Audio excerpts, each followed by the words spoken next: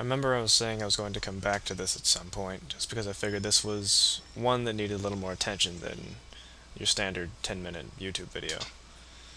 And I'm finding it hard to really construct what to say about it.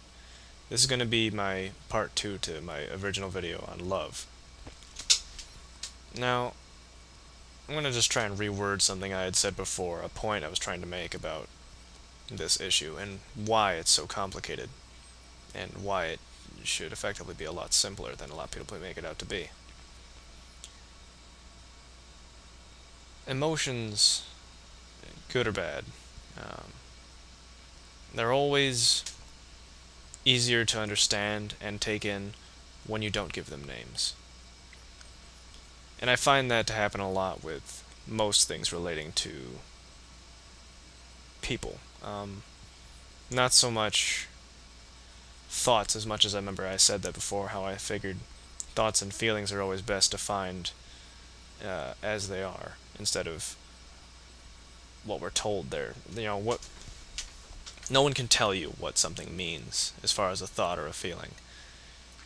You have to just let it be what it is and then figure out what it means for yourself, because what it means to you may not be what it means to the next person.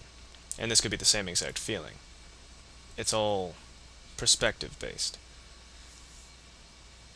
Now that sounds, I understand, terribly vague and insubstantial, but this is where a lot of things get way too complicated, as far as not just love either, but a lot of human emotions. But I'm just trying to stick with love here.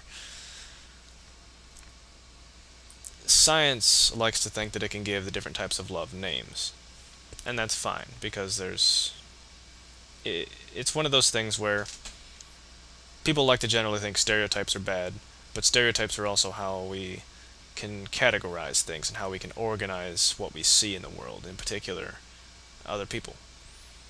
Now, that doesn't make them right, it doesn't make them good, it just makes them not these evil things that a lot of movies and so forth would like to portray them as. When we look at how people treat gays and different ethnicities and stuff like that, it makes stereotypes seem like an awful thing, but that's only when they're taken to a certain degree.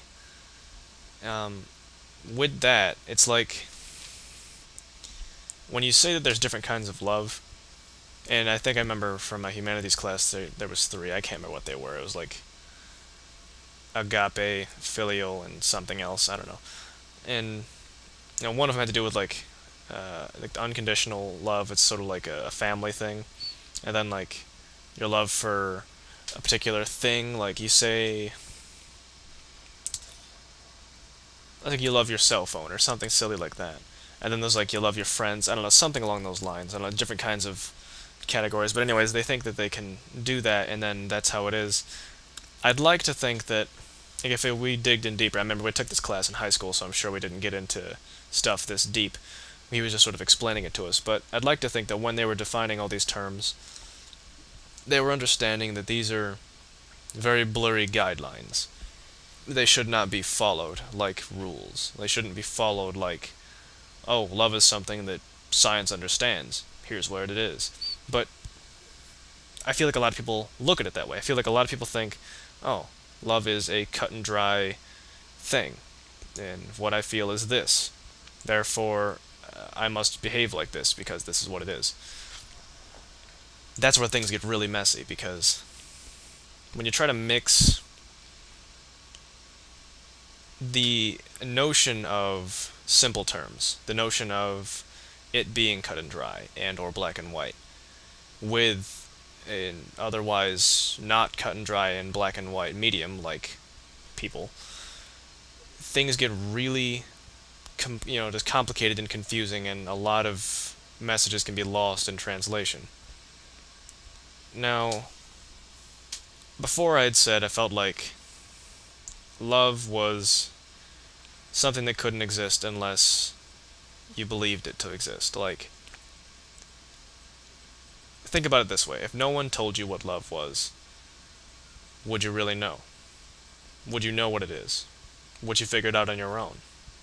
I don't think love is something that develops naturally. I think it's something that is just, it's a passed on condition that we as a society have just sort of allowed to be, make easier our understanding of ourselves.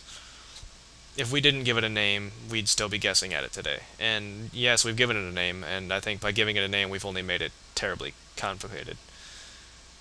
I feel like it's a lot simpler. And when you break it down, it doesn't matter how simple you understand it, you are still living in a society that doesn't understand what you understand. So you could see the truth. I could think this is also where a problem where when people, they discover or think they figured things out, find it hard to integrate their ideas into society because society has its own ideas. I think generally speaking, society understands there's love for your family, love for your friends, and love for, like your significant other or something like that. I think that is a different form of love for your friends. And that's usually what people would agree on. I think stuff like that comes in as a general consensus thing, like, oh, well, if we're going to function together as a society, we need to all agree on this being this. Even if it isn't, as long as we all think it is, then we're safe. Sort of like when they tell you, I think in like driver's ed and some other places, when you're driving on the highway, if the speed limit's 55 but everybody's going 70, it's safest just to go 70. It might not be what the speed limit is, but you're not going to hurt anyone or yourself in the process. So, I personally have my own ideas about, love and stuff. And yes, if I try to explain them to anybody like I have been, they're going to come out as terribly vague and wrong, maybe. People are probably going to tell me I don't understand it. I understand what I understand because of all of the, I guess what I can call it is like process of elimination that I've gone through in my life. And I'm not claiming to be right. I've never done that. This is just me talking about things that I see. And when it comes to a lot of things, like I notice this when I'm talking to a lot of my friends about things that are going on in their lives. I almost so many times want to just say, you're being stupid. Stop thinking like that. But, I can't because they're not going to get it. Like, so when I want to help my friends out with certain things, I have to be able to tell them in a way where they can actually learn from their mistake of seeing things from a perspective that truly isn't their own. They're seeing things based on the perspective of the general consensus of society. People need to be able to develop their own sense of what things are, instead of following everybody else's. So, when it comes to something like, love and friendship and stuff like that, you can break it up however you want. Do what works for you, but make sure it's you, not anyone else.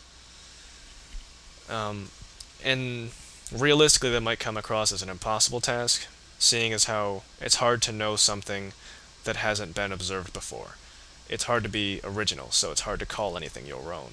That goes for perspectives as well. But it's because no one else has put it through your eyes before is what makes it yours. And that might sound a little confusing. I don't know if I can word that any better, but it's like you only know what you know about things because of what is around you. And even though it's been around you for other people to know, no one else is you. You are the only you that there is. So you're the only one that can do with your surroundings that you've done. So with that in mind, make it your own. Don't just try and meld in with the same slushy colors of humanity that is our really messy society. Be your own shade of human being. Have your own perspective. See things for yourself. And I'd like to be a little more personal with how I see things in love, but again, I just have to go back to saying I can't put it into words, at least not words that I know, or words that I'm sure other people would understand. So, as far as how I think I see love, I just would like to convey I see it how I see it. So, I would like other people to see it that way. I would like other people to see it with their own eyes and perceive it with their own eyes. And if it's something that they feel like is natural and whatever, completely opposite to mine, then that's you. I should hope. Uh, just make sure when you're thinking about stuff like this next time and down the road, not just love, but a lot of other things, thoughts and feelings. Make sure they're your thoughts and feelings. Try to sort out, all the chaff coming in from your environment, and make sure when you're thinking and feeling you, not everything else. And that's a really hard thing to do, but that's something I learned in the last couple of years. College has taught me things that I didn't pay for, and I think that's kind of what it was supposed to do anyways. So hopefully I'll have something a little more concrete next time again, so yeah. At least it's sunny out today.